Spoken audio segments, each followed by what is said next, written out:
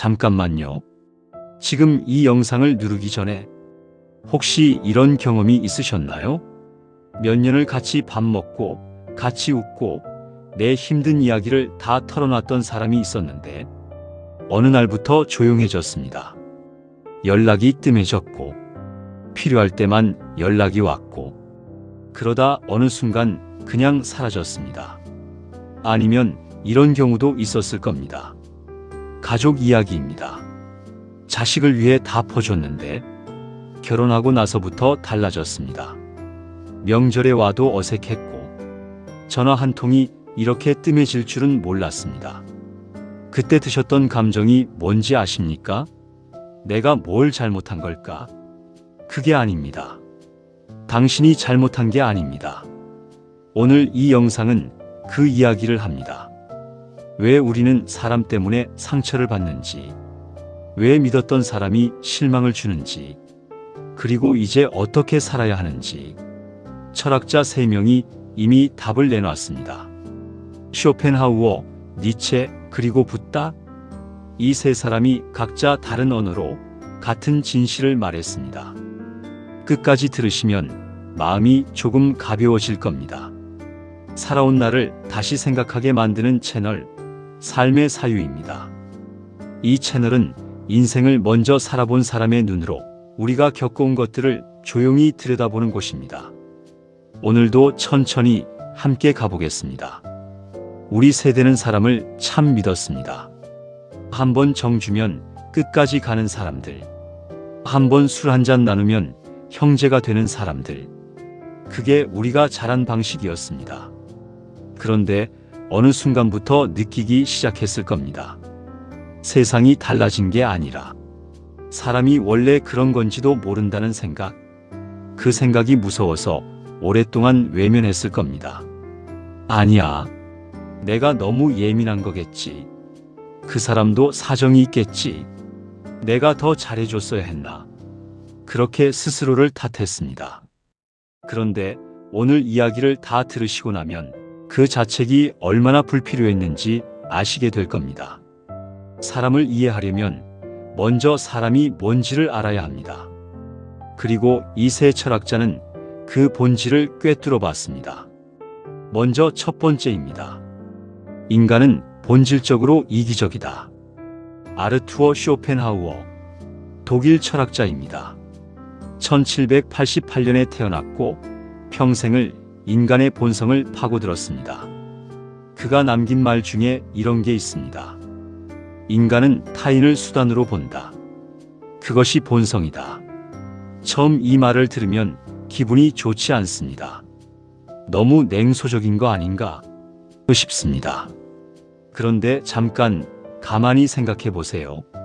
당신 주변에 필요할 때만 연락하는 사람이 있었나요? 부탁이 있을 때는 목소리가 따뜻하다가 부탁이 끝나면 다시 조용해지는 사람. 명절 때는 잘 지내냐고 전화하다가 일이 생기면 언제 봤냐는 듯 사라지는 사람. 쇼펜하우어는 이걸 배신이라고 부르지 않았습니다. 그는 이걸 인간의 구조라고 불렀습니다. 쇼펜하우어의 철학 핵심은 의지입니다. 그는 인간이 이성으로 움직인다는 생각을 거부했습니다. 우리는 이성으로 사는 것처럼 보이지만 실제로는 욕구, 본능, 생존의 의지로 움직인다고 했습니다. 배가 고프면 먹고 싶어지고 위험하면 피하고 싶어지고 이득이 되면 가까워지고 싶어지는 것. 그게 인간의 본질이라는 겁니다. 그리고 인간관계도 마찬가지입니다. 우리가 누군가와 가까워지는 이유는 진심인 것처럼 보이지만 그 안에는 항상 무언가를 얻으려는 욕구가 함께 있다는 것. 여기서 잠깐 멈추겠습니다. 그러면 내가 그동안 맺어온 모든 관계가 다 가짜였다는 건가? 아닙니다. 쇼펜하우어가 말한 건 그게 아닙니다. 그는 이걸 비난한 게 아니라 설명한 겁니다. 사람이 나쁜 게 아니라 사람이 원래 그런 구조로 되어 있다는 것. 자동차가 기름이 없으면 멈추는 것처럼 인간도 이득이 없으면 관계를 유지하려는 동력을 잃습니다. 이건 그 사람이 나쁜 사람이라서가 아닙니다. 그냥 인간이라서 그런 겁니다.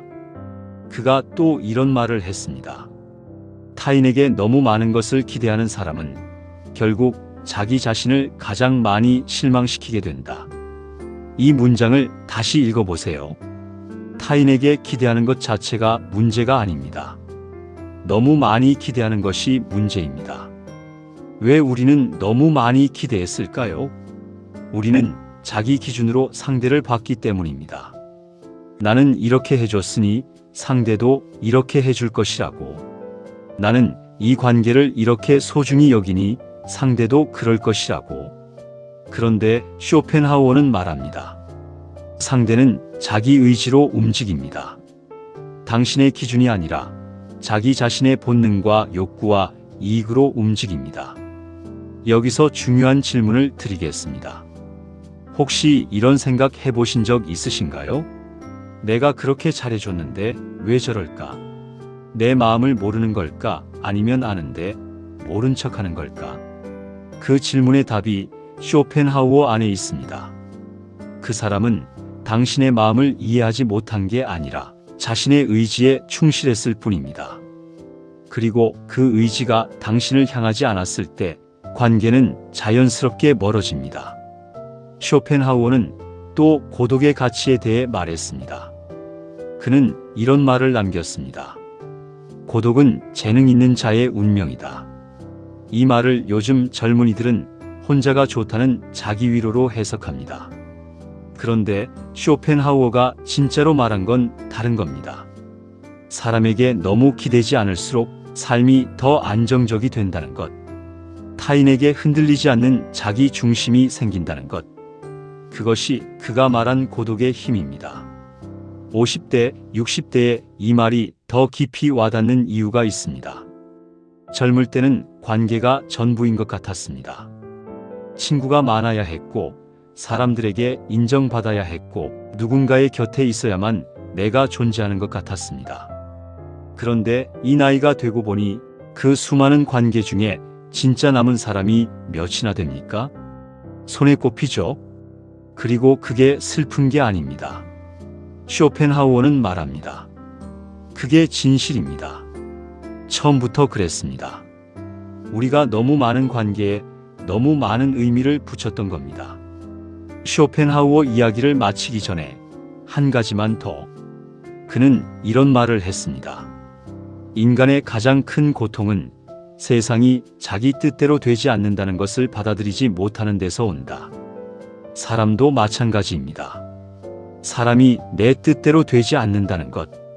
내가 잘해줬다고 상대가 잘해주는 게 아니라는 것. 내가 믿었다고 상대도 나를 믿는 게 아니라는 것. 그 사실을 받아들이는 순간 고통이 줄어듭니다. 그리고 비로소 현실이 보이기 시작합니다. 지금까지 쇼펜하우어 이야기를 들으셨습니다. 정리하자면 이렇습니다. 인간은 본질적으로 자기 의지로 움직입니다. 그게 나쁜 게 아니라 그게 인간입니다. 그러니 상대에게 너무 많이 기대하면 반드시 상처가 옵니다. 그 상처는 상대 탓이 아니라 기대의 크기 탓입니다. 이제 두 번째 철학자로 넘어가겠습니다. 이 사람은 쇼펜하우어보다 조금 더 직설적입니다. 아니, 훨씬 더 직설적입니다. 인간관계는 힘과 가치의 균형이다. 프리드리히 니체, 쇼펜하우어의 제자였다가 결국 스승을 뛰어넘은 철학자입니다. 니체는 불편한 진실을 말하는 걸 두려워하지 않았습니다. 그가 한 말 중에 이런 게 있습니다. 우정은 공통의 적이 있을 때 가장 강해진다.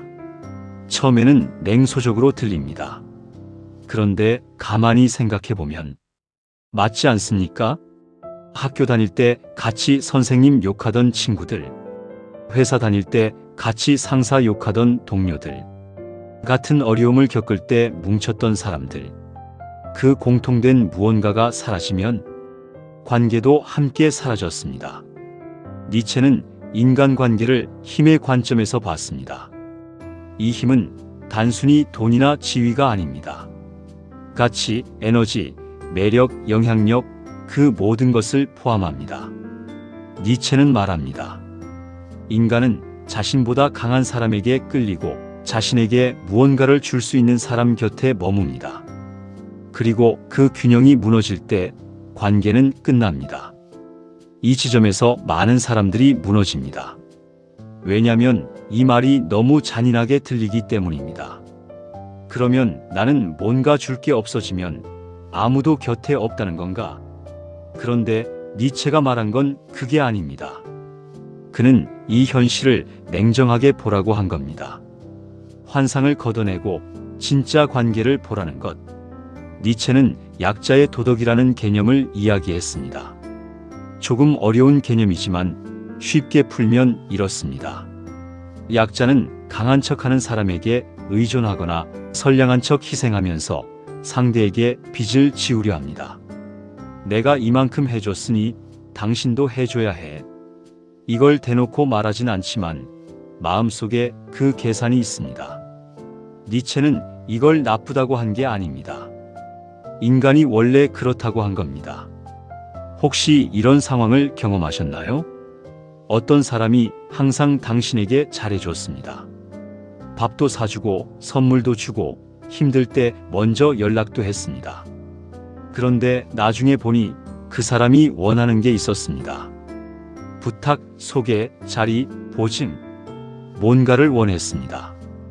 그게 드러나는 순간 배신감이 옵니다. 그런데 니체는 말합니다. 그 사람이 나쁜 게 아닙니다. 그게 교환의 본질이라는 겁니다. 모든 관계에는 교환이 있습니다. 그 교환이 균형을 잃는 순간 관계가 흔들립니다. 니체의 또 다른 핵심 개념이 있습니다. 바로 초인입니다. 초인은 슈퍼맨이 아닙니다. 니체가 말한 초인은 이런 사람입니다. 타인의 평가에 흔들리지 않고 자기 자신의 가치 기준으로 사는 사람. 우리는 평생 타인의 시선 속에서 살았습니다. 자식이 잘 돼야 내가 인정받는 것 같고, 남들이 나를 좋게 봐야 내가 가치 있는 것 같고, 누군가가 나를 필요로 해야 내가 존재하는 것 같았습니다. 니체는 말합니다. 그 삶에서 벗어나야 한다고. 타인이 나를 어떻게 보느냐가 아니라 내가 나를 어떻게 보느냐로 살아야 한다고. 이 나이에 그게 쉽지 않다는 거 압니다. 평생 그렇게 살아왔는데 갑자기 바꾸라는 게 아닙니다. 니체는 다만 이렇게 말합니다. 자신을 사랑하지 못하는 사람은 타인도 사랑할 수 없다. 그리고 자신을 사랑한다는 것은 타인의 기대에 맞추는 것이 아니라 자기 자신의 삶을 기준으로 선택하는 것입니다. 니체가 말한 관계에 대한 가장 직설적인 이야기를 드리겠습니다. 그는 이렇게 말했습니다. 친구를 선택하라. 많은 사람을 알 필요가 없다. 진정으로 가까운 한 사람이 아는 척하는 100명보다 낫다. 여기서 진정으로 가까운이라는 게 뭔지가 중요합니다. 니체가 말한 진짜 관계는 이겁니다.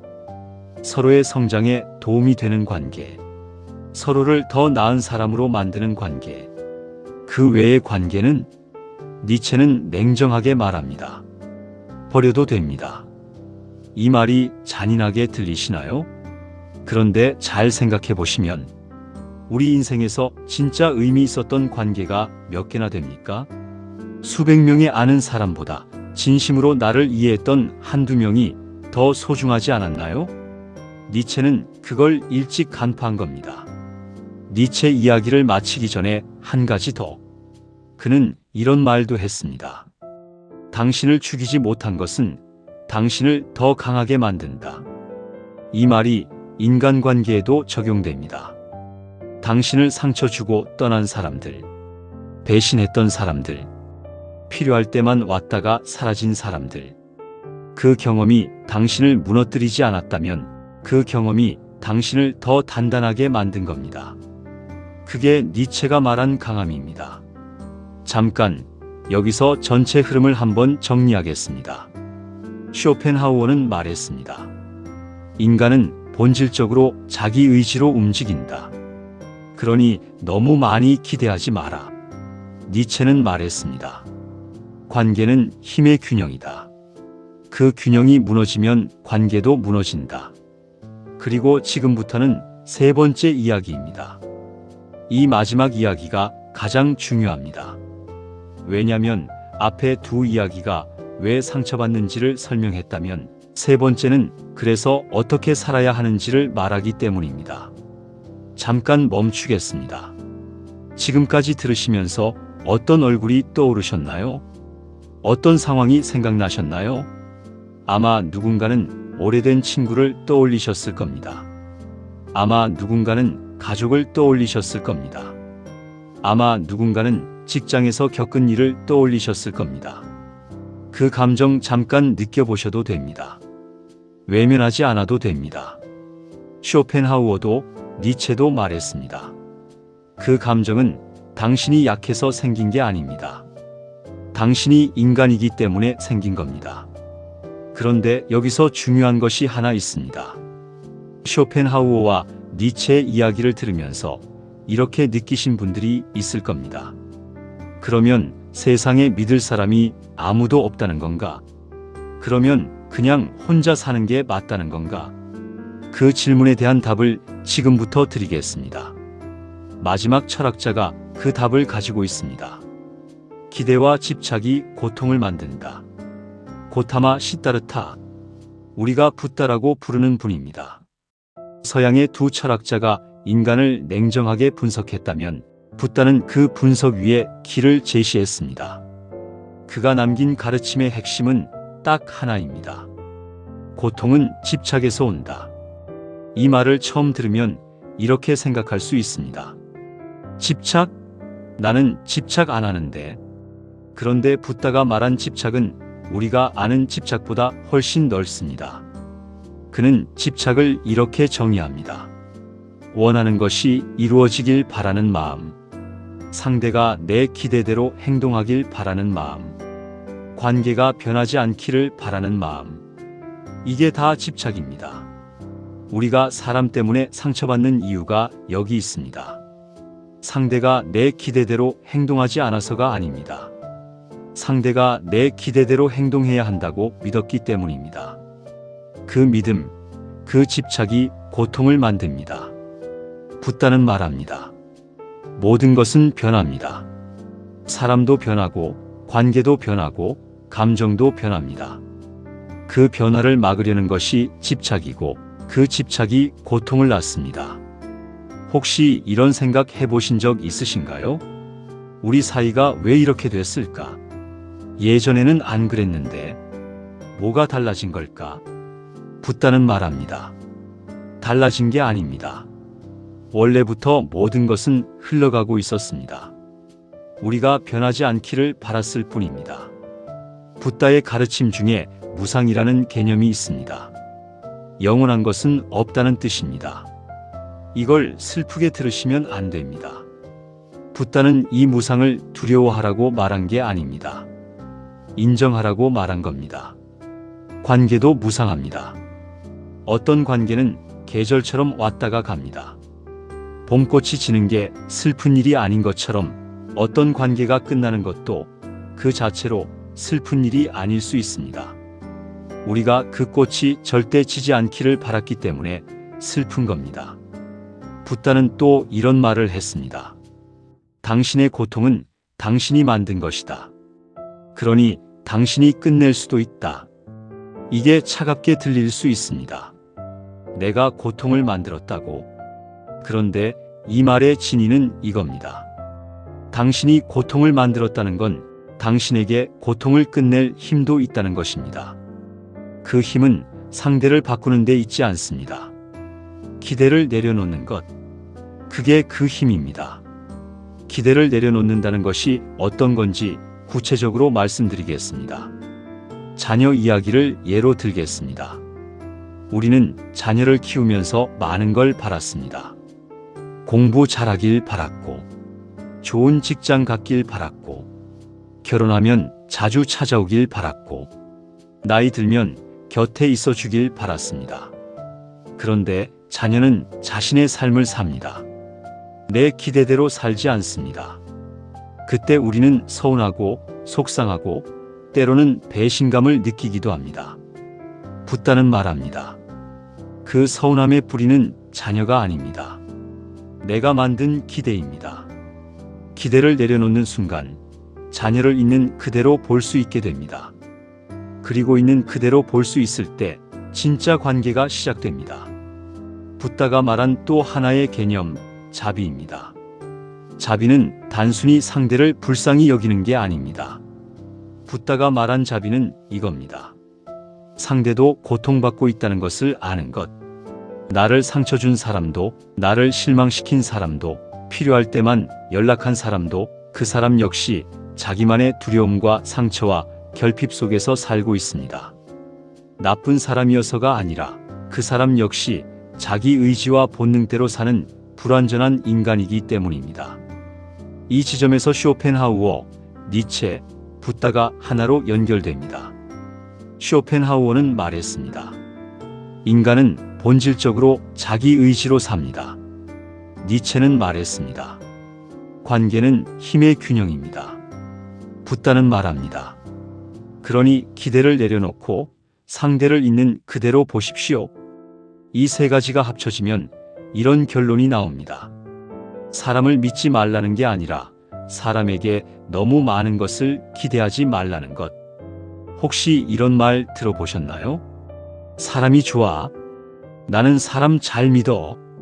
이게 나쁜 게 아닙니다. 문제는 그 믿음에 조건이 붙을 때입니다. 내가 이렇게 해줬으니 상대도 이렇게 해줄 것이다. 내가 이걸 주었으니 상대도 돌려줄 것이다. 그 조건이 붙은 순간 믿음은 계산이 됩니다. 그리고 계산이 맞지 않으면 상처가 됩니다. 붓다가 말한 기대 없는 관계는 이겁니다. 조건 없이 주는 것, 돌아오길 바라지 않고 주는 것. 그게 가능하냐고요? 완전히는 아닙니다. 그런데 그 방향으로 가는 것, 그게 수행입니다. 지금까지 세 철학자의 이야기를 들으셨습니다. 쇼펜하우어, 니체, 붓다. 이 세 사람은 살았던 시대도 다르고 방식도 달랐지만 하나의 진실을 가리키고 있었습니다. 우리가 사람 때문에 상처받는 이유는 사람이 나쁘기 때문이 아닙니다. 우리가 사람을 완전히 이해하지 못했기 때문입니다. 아니, 더 정확히 말하면 이해하려 하지 않았기 때문입니다. 인간은 자기중심적입니다. 쇼펜하우어가 옳았습니다. 관계는 균형이 깨질 때 끊어집니다. 니체가 옳았습니다. 기대는 고통을 낳습니다. 붓다가 옳았습니다. 이 세 가지를 인정하는 것, 그게 이해입니다. 그 다음이 수용입니다. 이해와 수용은 다릅니다. 이해는 그렇구나 하는 것이고 수용은 그래도 괜찮아 하는 것입니다. 그 사람이 그렇게 행동한 데 이유가 있다는 걸 알면서 그래도 그 사람을 미워하지 않는 것, 그게 수용입니다. 쉽지 않습니다. 특히 오래 상처받은 사람일수록 더 어렵습니다. 그런데 수용을 하지 않으면 그 상처는 계속 나를 따라다닙니다. 마지막이 정리입니다. 정리는 있는 게 아닙니다. 떠나보내는 겁니다. 그 사람이 나를 상처 준 사실은 변하지 않습니다. 그런데 그 상처를 계속 안고 살 필요는 없습니다. 정리한다는 건 이렇게 마음속으로 말하는 겁니다. 당신은 당신대로 살았고 나는 나대로 살겠습니다. 당신이 나를 어떻게 봤든 나는 내 삶을 삽니다. 그게 정리입니다. 이 나이에 이게 가능하냐고 물으시는 분들이 있을 겁니다. 충분히 가능합니다. 아니, 이 나이이기 때문에 가능합니다. 젊을 때는 감정이 너무 앞섰습니다. 그런데 지금은 다릅니다. 우리는 충분히 겪었고 충분히 봤습니다. 이제 감정을 다루는 힘이 있습니다. 그 힘을 이제 자기 자신을 위해 쓸 때입니다. 오늘 이야기의 결론입니다. 긴 이야기를 들으셨는데 하나로 압축하면 이겁니다. 사람을 바꾸려 하지 마십시오. 그 사람의 자기 중심성을 바꿀 수 없습니다.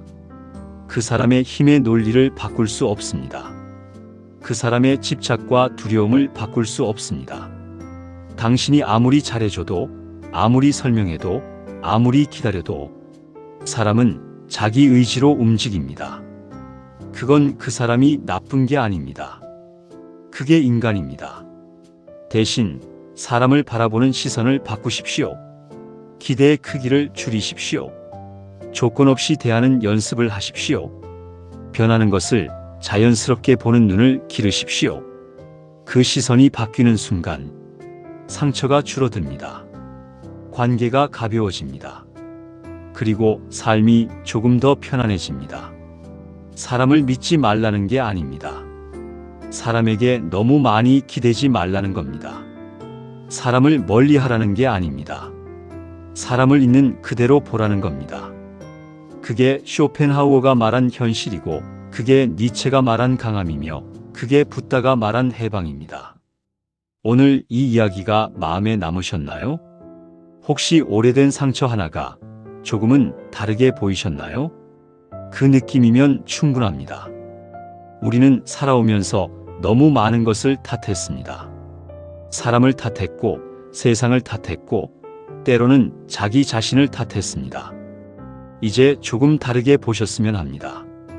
탓하는 게 아니라 이해하는 눈으로, 상처받는 게 아니라 흘려보내는 마음으로. 이 채널 삶의 사유는 앞으로도 이런 이야기를 계속합니다. 인생을 오래 살아온 사람들이 뒤늦게 깨닫는 진실들, 서두르지 않고 과장하지 않고 조용히 함께 들여다보는 이야기들. 이런 이야기가 계속 필요하시다면 구독 버튼 한 번만 눌러주십시오. 이 이야기가 마음에 닿으셨다면 다음 이야기도 함께하고 싶다는 마음으로 눌러주시면 됩니다. 오늘도 이 긴 이야기를 끝까지 들어주셔서 감사합니다. 살아온 날들은 헛되지 않았습니다. 그리고 앞으로도 그렇습니다. 삶의 사유였습니다.